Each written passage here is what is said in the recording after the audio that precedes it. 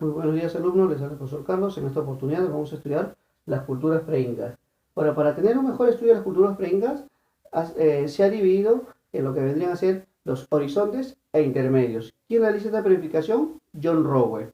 Ahora, vamos a hablar en esta oportunidad solamente sobre el primer horizonte, o también llamado horizonte temprano, que vamos a tener a dos culturas importantísimas, como es la cultura Chavín y la cultura Paracas. Empezamos con la cultura chavín. Se desarrolló entre los años 1200 al año 300 a.C. Su ubicación en el departamento de Ancash, entre los ríos Molna y Guanchesa. Como capital tuvieron la zona de Chavín de Huántar. Ahora, con respecto a su descubridor, fue Julio César Tello, conocido como el padre de la arqueología peruana. Utilizó el seudónimo de Charuco. Ahora, su sociedad fue un estado teocrático. En este caso, la máxima autoridad era un sacerdote. También compartía el gobierno, en este caso, con un jefe militar, pero la decisión final lo tenía el sacerdote. El sacerdote jugaba un rol muy importante con respecto a lo que era la agricultura, ¿no? Entonces tenía que tener mucho conocimiento sobre astronomía. Para con respecto a la cerámica, su principal cerámica fue el huaco ceremonial, que tuvo como característica base plana, cuerpo globular, aquí está el cuerpo globular, y el gollete estribo. Al tener gollete estribo va a generar que tenga un solo pico. Fue monócromo, utilizó un solo color, el negro, el gris o el marrón. Cualquiera de ellos tres utilizaba en su cerámica.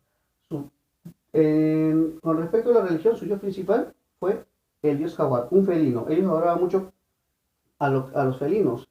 De ahí que se trata de buscar qué relación tuvieron, en este caso la cultura chavín, con la selva. Acuérdense que la zona Chavín, en este caso, se desarrolló en el departamento de Ancash, y Ancash está en una zona andina, no en la selva. Entonces, ellos mucho adoraban a lo que eran pues los felinos. Su escultura es en lo que más sobresalieron ellos. Estuvo hecho en piedra. Tenemos el lanzón monolítico de 4,5 metros de altura, la estela Raimondi de 1,98 m de altura, el obelisco Tello de 2,5 metros de altura y las cabezas clavas. Que hoy en día pues solamente queda en pie una en posición original, y estas cabezas clavas las vamos a encontrar en el templo Chavín de Huántar, ¿no? Entonces, estas van a ser las principales características. Como dato importante, la cultura Chavín es considerada como la cultura matriz del Perú, o sea, la primera cultura del Perú en el cual de ahí va a influenciar a las demás culturas que van a venir posteriormente. También se conoce como la cultura panperuana. Muy bien, pasamos a la siguiente cultura. La cultura Paracas se desarrolló desde el año 700 a.C. al año 400 después de Cristo.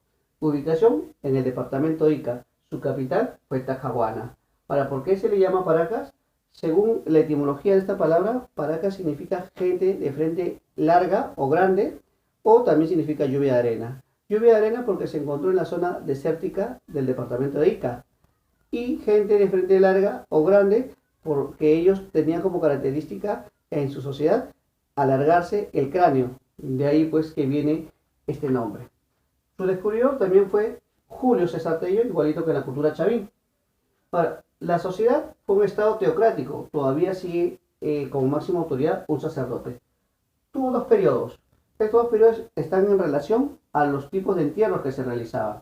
Se dividió en Paracas Cavernas y Paracas Necrópolis. Paracas Cavernas abarcó del año 700 a.C. al año 500 a.C. ¿Cómo eran sus entierros? Eran de forma subterránea, en forma de una copa invertida, en donde en la parte de abajo se colocaban los fardos funerarios. Aproximadamente tenía 8 metros de profundidad.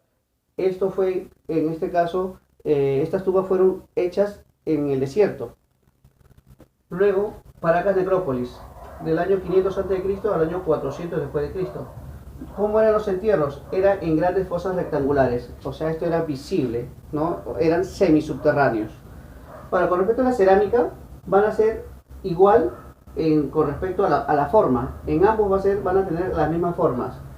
En este caso, acalabazada, esférica, también tenía esta forma esférica, escultóricas, en donde hacían en alto relieve, por decir acá, esto es escultórico, ¿no? Tiene pues las características que sobresalen, ¿no? Tú lo tocas, sientes pues la forma. Y también tuvo dos picos. Al tener dos picos va a generar un azapuente. Ahora, color, la caverna fue polícroma, o sea, de varios colores, y monocroma fue en Paracas Necrópolis. también con respecto a la pintura tuvieron la precocción en lo que es las cavernas, para las cavernas.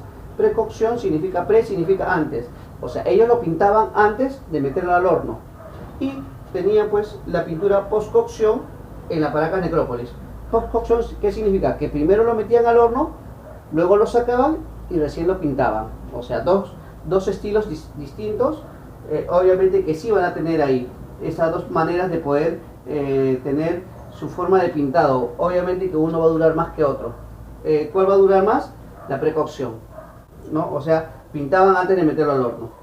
Con respecto a la metalurgia, conocieron el oro, lo obtenían como pepitas de oro y de ahí utilizaban técnica, en este caso la técnica del martillado, en donde lo convertían en planchas o láminas de oro y de ahí elaboraban mascaripachas, orejeras, narigueras, pectorales, etc. Luego en la textilería, ellos son muy reconocidos por sus famosos mantos paracas. Utilizaban pues lo que era las fibras de algodón, la lana, y utilizaban lo que era pues el tinte natural, ya sea de manera vegetal o animal. Entonces hasta hoy en día pues los mantos paracas son muy apreciados por su color y por sus inmensos gráficos, o su variedad de gráficos que podemos encontrar. Y en medicina ellos sobresalieron en las trepanaciones craneanas, que eran operaciones al cerebro, deformación craneana. Esta deformación craneana está con respecto a que podría ser que ellos hicieron esta actividad para diferenciarse de otros pueblos.